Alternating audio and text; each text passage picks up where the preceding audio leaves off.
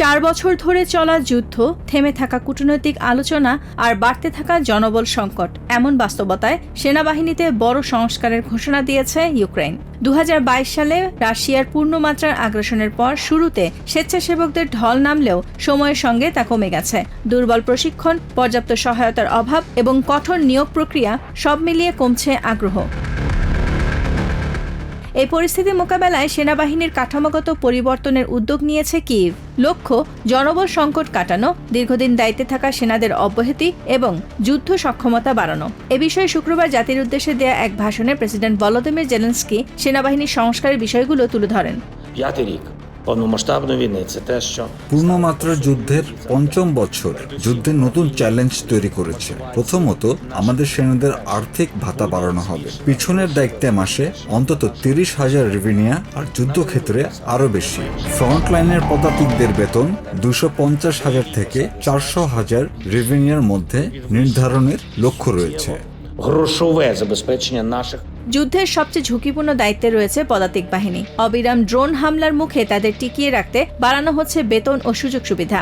যুদ্ধে যোগ দেয়া অনেক সেনার নির্দিষ্ট চাকরির মেয়াদ গত 4 বছরের মাঝেই শেষ হয়েছে। তারপরও মাসের পর মাস একই অবস্থানে দায়িত্ব পালনের অভিযোগ রয়েছে। নতুন পরিকল্পনায় দীর্ঘদিন দায়িত্বে থাকা সেনাদের অব্যাহতির পথ তৈরি হবে বলে আশা করছে কর্তৃপক্ষ। আগামী জুন থেকেই এই পরিবর্তন কার্যকর করা হবে বলে জানা যায়। এদিকে দক্ষিণ ইউক্রেনের খেরসন শহরে একটি মিনিবাসে রাশিয়ার ড্রোন হামলায় 2 জন নিহত হয়েছে। বেসামরিক এলাকায় চালানো এই হামলায় আরও 7 জন আহত হয়েছেন বলে জানিয়েছে আঞ্চলিক প্রধান অলেক্সান্দ্র প্রকুডিন। কয়েক ঘন্টা পর একই শহরে আরেকটি মিনিবাসে হামলা চালায় রাশিয়া। এতে চালক আহত হন। এছাড়া ইউক্রেনের কৃষ্ণসাগর উপকূলে ওডেসা শহরেও রাশিয়ার আরেকটি হামলায় বন্দর অবকাঠামো ক্ষতিগ্রস্ত হয়েছে। এদিন সকালে ইউক্রেনের উত্তর পূর্বাঞ্চলীয় শহর খার্কিভে 4টি পেট্রোল স্টেশন এবং চুহুইভ শহরের একটি স্টেশনে রুশ ড্রোন হামলা চালানো হয়। এতে 2 জন আহত হয়েছেন বলে আঞ্চলিক গভর্নর টেলিগ্রামে জানিয়েছেন।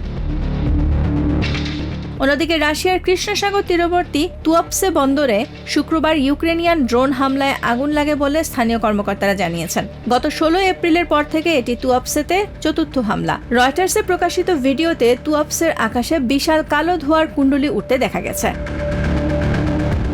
Nahid Sihan, TVN 24 news desk.